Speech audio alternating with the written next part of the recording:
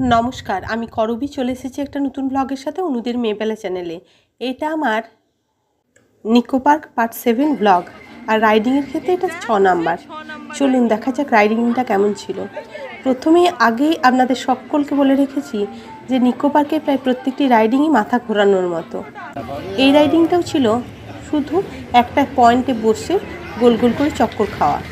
দেখুন বেশ মজা আসছিল, কিন্তু মাথাও যে হালকা ফুলকা ঘুরছিল না সেটা নয়। ছোটো মেয়ে তো বেশ খুশি, কারণ ঘুরতে পারলে তার তো আর কিচ্ছু চায় না। দোলনা থেকে এমনিতেই দৌড়াদৌড়ি করতে সে পছন্দ করে, তারপর আবার এই সুন্দর রাইড, অতএব দু বোনের তো খুশির সীমা নাই। যাই হোক, যখন রাইডটা ঘুরতে শুরু করলো তখন তো বেশ দুজনায় সিট বেল্ট লাগিয়ে আনন্দে একদম আত্মহারার মতো রাইডটা এনজয় করছিল। সুন্দর মিউজিকের সাথে এমন ঘূর্ণায়মান রাইড সত্যি ভীষণভাবে একটা ভালো লাগা তৈরি করছিল।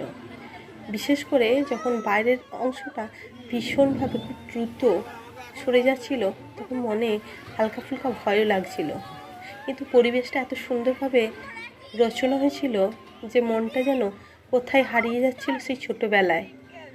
যে কোনো বয়সের মানুষকে এই ধরনের একটা বাতাবরণ যেন ছোট করে তোলে।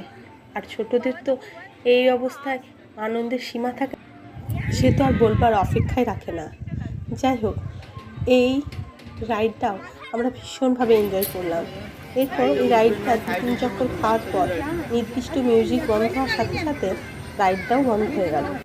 এবার ওখান থেকে নেমে আমরা আবার অগ্রসর হলাম নেক্সট রাইডের। কিন্তু তার আগে আমরা নিকো পার্কের আইফেল টাওয়ারে ওঠার সিদ্ধান্ত গ্রহণ করলাম, কারণ এখানে ওঠার পর চারপাশের অংশটা সুন্দরভাবে দেখা যায়। সর্বোপরি কলকাতা শহরটাকে দু চোখ করে সুন্দরভাবে দেখতে গেলে এখানটা একদম ওঠা খুব প্রয়োজনীয় এবং যথাযথ। এখান থেকে টাটা মেমোরিয়াল ক্যান্সার হসপিটালটা খুবই কাছে, মানে এখানে ওঠার পর আমরা স্পষ্ট দেখতে পেলাম এই হসপিটালের লোগোটা। যাই হোক, আরও 4-5টা দেখার পর আমরা ওখান থেকে আস্তে সুস্তে নেমে এলাম, এবং তার আগে দুই মেয়েই আইফেল টাওয়ারের 2-একটা ছবিও উঠিয়ে নিল। এরপর ওখান থেকে নেমে আমরা আবার আস্তে আস্তে যাত্রা শুরু করলাম নেক্সট রাইডের দিকে। কিন্তু এখানকার একটা সুন্দর ব্যাপার দেখলাম যে চারিদিকে গাছে ভরা, প্রকৃতির পরিবেশটা বেশ শান্ত, সেরকম রুক্ষ নয়।